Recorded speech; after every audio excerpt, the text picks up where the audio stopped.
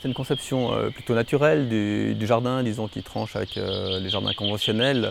On a vraiment voulu promouvoir une certaine forme de biodiversité par des aménagements de type plutôt naturel. Donc on essaie de privilégier vraiment la végétation indigène. Je pense qu'il y a un accès à la nature, hein. Je ne veux pas être prétentieux, mais je pense qu'effectivement c'est quand même quelque chose d'assez ressourçant d'avoir un milieu assez diversifié à proximité de chez soi avec des perspectives très vite différentes. À partir du moment où on a un relief dans un jardin, on a des coups d'œil, des petits coins très sympathiques.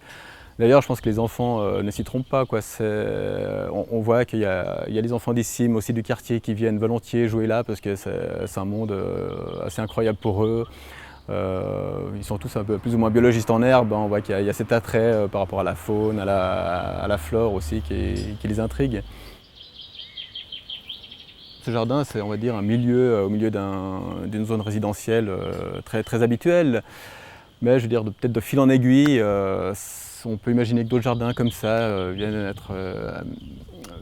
être créés.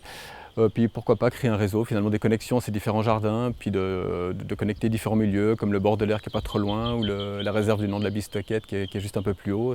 Voilà. Je vous le dis, très idéaliste, mais en même temps, je pense que... Ouais, j'y crois quand même, je pense qu'il y a quelque chose à faire par ce biais-là. C'est un processus, hein, donc c'est en fonction des attentes des habitants, rien n'est impossible, quoi. Quelque part, on peut moduler le jardin au fil des ans en fonction de ce que l'on va en faire.